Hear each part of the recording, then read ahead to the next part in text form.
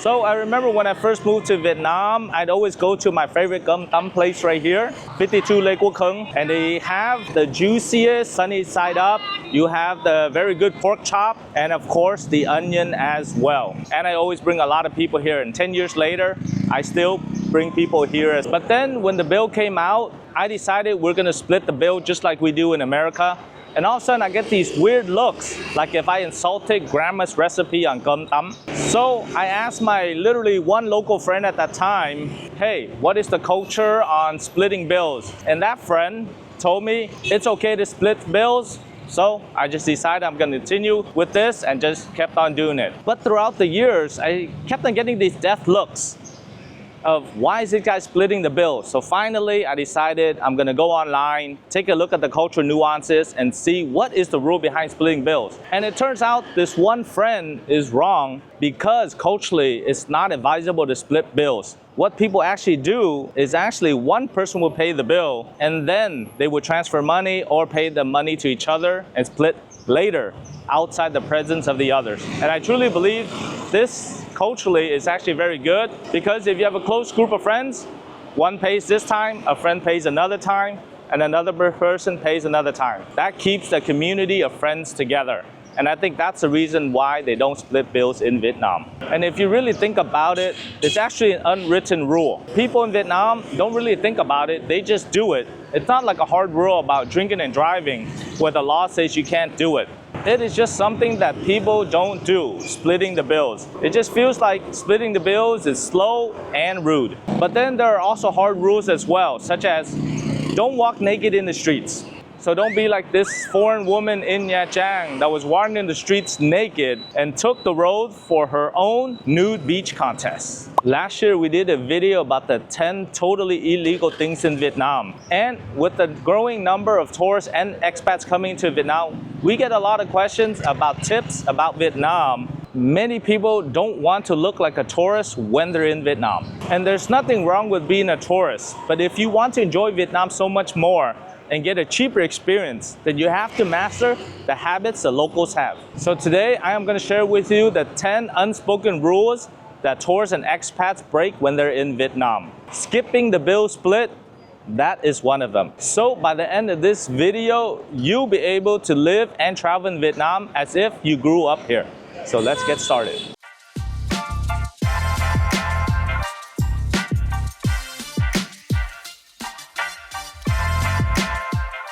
Another spoken rule is here at the local Vietnamese restaurants. Waiters won't greet you like a long-lost pal. No, hey, how are you doing? Or I like that shirt chit-chat. At most Vietnamese restaurants, they don't greet you with a grand gesture or with a big smile. This is not because they're impolite or they don't want to greet you, but it's all about efficiency. A warm welcome is actually implied in their actions already because most of the local Vietnamese restaurants are hosting people all day long. My name is Ken Duong, business and immigration attorney with over 16 years of experience helping expats live, work, and relocate all over the world. I've been living here in Vietnam for over 12 years and I see many tourists and expats complain that the Vietnamese are not friendly, are not service-oriented, or leave bad comments. But to be honest, I'm telling you that's actually far from the truth because the people are extremely welcoming and they love tourists as well, especially here at Sing Sing restaurant. If you want the waiter's attention, then all you have to do is raise your hand and say, "Em ơi." Because this is Vietnam, the waiter should not come to your table every 5 minutes. And if you need to repeat yourself, it's definitely not rude. This is the polite way to gesture at the waiter. And if they miss you, you can repeat yourself and it won't be offensive. When you're done with your meal, you can just raise your hand and gesture to get the check and say, "Tính tiền em ơi," which means the check please. The please is implied in the form. Talking about bills and waiters, after you finish your meal, and then you have to ask yourself, do I tip or not?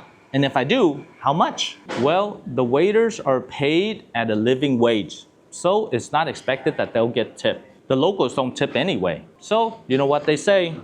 When in Saigon, do as a Saigonese. In most restaurants, the tips are already included in the bill. It's called the service charge. Service charge in Vietnam is typically between 5 to 10%. But if you feel the service is extremely exceptional, then you might want to add in more tip. And typically in Vietnam, you do 20,000 up to 100,000. That's about $1 to $5 of tip. Locals usually go with a typical flat rate and not a percentage.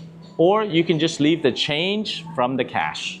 There's nothing wrong with tipping, but your abundant generosity may set a false expectation and lower standards for the next person that does not tip, especially the locals, because they don't have the same purchasing power as you do. Therefore, don't overdo it. When it comes to service quality, I hear a lot of bad complaints about restaurants, especially the ones that fall short. In the West, we would do one-star reviews on Google, Facebook, TripAdvisor, writing complaints such as food is terrible, avoid this dump, waitress was a mess, cockroaches everywhere. These complaints would be fine in the West. However, in Vietnam, such a complaint about a business can land you in jail for 1 year and a fine of 50 million VND and a forced apology. Vietnam does not mess around with defamation. That's what happened to a patron who posted a comment about a restaurant. 2 days later, the police came knocking on her door with an arrest warrant. Online defamation law in Vietnam is very strict, and criticizing a person or a business can land you in jail. That is under Article 156 of the Criminal Code for you. Owners report you, police subpoena your IP and details, and hunt you down, ruining your vacation over a post. Avoid court drama over a bad meal. Instead, if you still feel like you want to voice your opinion, avoid being accusatory and keep it personal.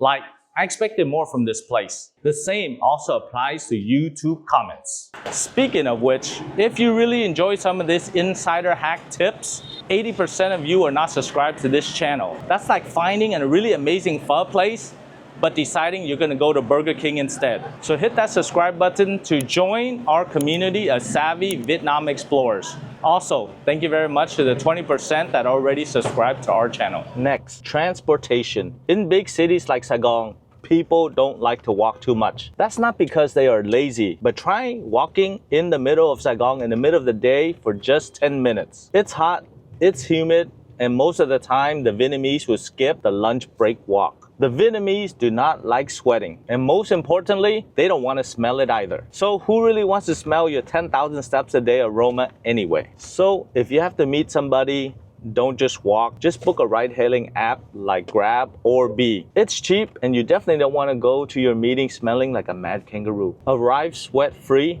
Good, but what if nature calls mid-journey? Here's your survival guide. In developed countries like Australia or Germany, it's actually very easy to find public toilets because they are everywhere. However, that is not true here in Vietnam. Finding a toilet in Vietnam is like playing survival on expert mode. So when nature calls, here are the unspoken rules on how to find a toilet. Here's a local hack. You can use the restrooms for free in the public shopping malls. Or you can go to a coffee shop, pay $2 and use a restroom. And finally, you can also buy a ticket to go into the subway and use that restroom as well. Trust me, I've used it, it's pristine conditions, and definitely beats the New York nightmare. Relieved? Now you can chat freely, but definitely watch your words, or else you might regret it. Vietnam is such a beautiful country, and there is a lot to see and a lot to do. But the one thing that you can't do is just say whatever you want or blab about anything and everything. Do you remember online comments? This is also a big no-no in Vietnam. You can't just casually talk about politics, war, or sensitive history unless invited. There is no freedom of speech in Vietnam. That doesn't mean that you can't have fun, but you just have to be very sensitive about the things you talk about. For an example, you would not go to Germany and start talking about World War II and who won and the Nazis and other issues. That is the same. You don't just come to Vietnam and talk about the Vietnam War, which side won and how they won. So most locals were born after 1975. In fact, over 75% of them were born after the Vietnam War ended. Thus, they don't really have specific memories or recollections of it either. It is exactly 50 years ago here in 2025. So let's leave the past in the past and just move on. Talking about focus. This one really surprised me. Vietnamese people are extremely comfortable with staring. I look different, so probably do you. So therefore, they are just looking at you. If you're walking down the street and you look slightly different, then the Vietnamese will stare at you. Don't be offended. They're not judging you. They're just curious. And you're rare entertainment. And if you are actually in the countryside, many of them will come up and say hi, wave to you, and even sometimes touch your hair. Not mine though. It's harmless. Think about it as being famous just for looking different. So there you have it, the 10 unspoken rules that tourists keep on breaking in Vietnam. Did I miss any? So I probably missed some of the important ones that I didn't talk about.